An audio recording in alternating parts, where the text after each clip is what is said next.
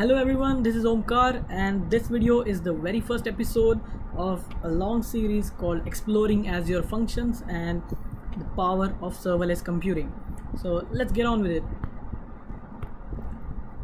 So until now we can see that in your business case or in your business use case you had a technology backend which is called the box here, and you had a client application here. So it used to interact with your backend with some sort of protocol called as HTTP or HTTPS, and there were some external web services involved. They used to talk to your client app too, like push notifications, SMS services, email services, and IoT, etc., etc. So let's not get very deep into that, and let's talk about the box. So when you say the box, an actual product manager or business side user looks at it as the backend or where the business logic resides. So currently, if you talk about cloud computing, there is a VM running. So there is a VM running. Okay, and it has some sort of disks and RAM and some sort of resources and a network security group. So that is responding and filtering your requests. So there may be a load balancer also, which is balancing your load to various VMs. I'm assuming that we are talking about Azure. So there are so many resources in this stuff, and somewhere in your VM, in the dark side of your hard disk, there lies your code. Okay, so this code actually contains your business side logic, this tiny amount of the infrastructure that you just deployed.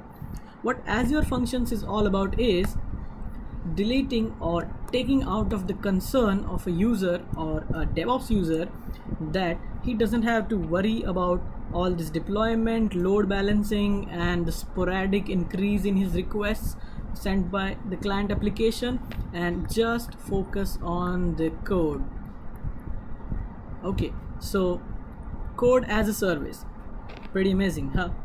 So there are some web jobs containers that are running this code for you, and all you have to do is write your business logic. You don't have to worry about where to deploy the code, how many users are going to be hitting that, and how many load are you going to be seeing. So let's jump back to how we can replace all your server architecture. You can abstract that away and let Azure guys take care of that, while you and your team only focuses on the code and the business logic. So I made it very clear now. So let's see what Azure Functions is capable of doing. 1, it is capable of hosting your code. 2, it is capable of talking to external services. 3, it is capable of getting triggered by HTTP requests or any other model, any other technology that would trigger your VM to respond to a client event. Okay, and 4, it is crazy scalable. So yeah, it's worth a shot. So let's try and build your backend into that. So in this series, I'm gonna be exploring whether or not Azure Functions is really capable of integrating an enterprise grade application or a minimum viable product for your new startup. So let's get into that. So here's my Azure account. What you have to do to start any service in your Azure account is to just go there and go to compute, and here you will see functions app. Cool.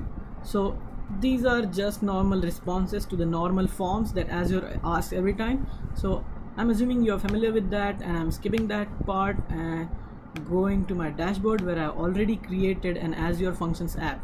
Cool. So in this video we are going to be focusing on just deploying code that works, that responds to an HTTP GET request. Okay, so this is pretty much the home page for Microsoft Azure's functions. Okay, so what you are going to be doing is deploy a new function. Okay, I'm sorry, I forgot to mention I'm going to be using Node.js all the way. So JavaScript. A little bit about myself. I'm a Node.js lover and a cool fan of new technology, the cutting edge technology that Microsoft is giving out every year. So blob trigger, event HTTP trigger, JavaScript. So these are the boilerplate functions that Azure is giving you at your hand. So let's see if an Azure function can replace your HTTP GET requests. So this is the code panel for you, where you just deploy your code and you don't have to worry about all the stuff that you had to worry about when you were deploying the code on your VM. Okay, so this is pretty much the stuff. So let's see if it works or not.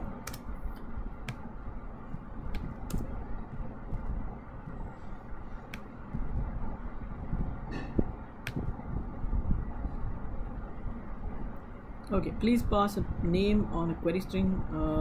Okay.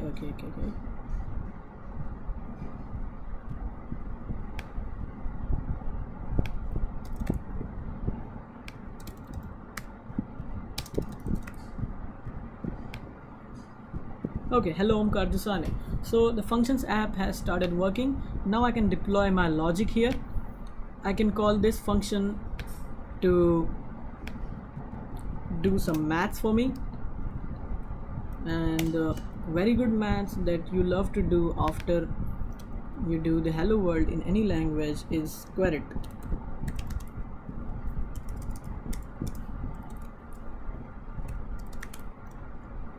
Okay, request.body and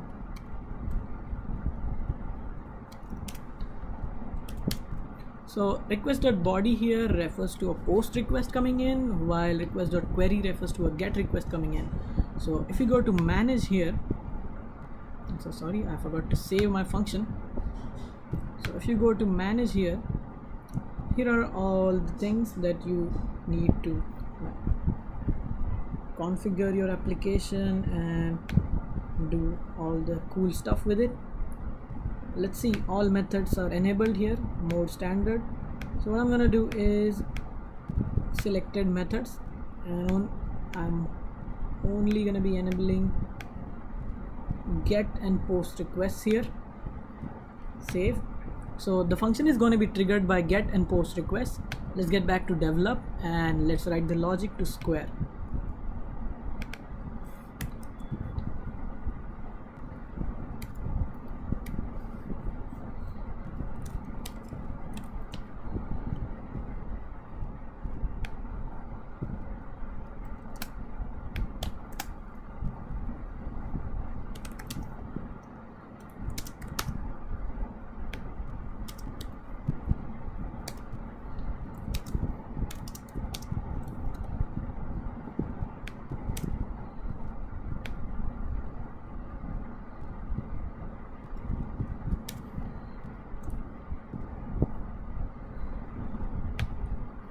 Cool. Save this function and let's try and run it on Postman.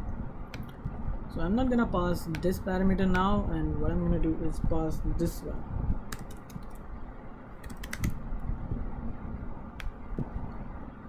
Let me see if I named the query.toSquare correctly and send it. 484. So if you would like to fashion this request into some kind of JSON format,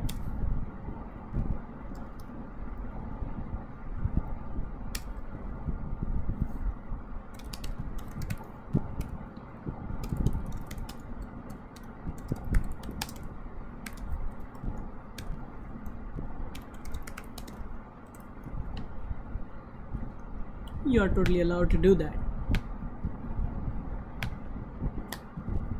Okay, cool. So this easy it is to deploy a web job or an HTTP webhook on your serverless server.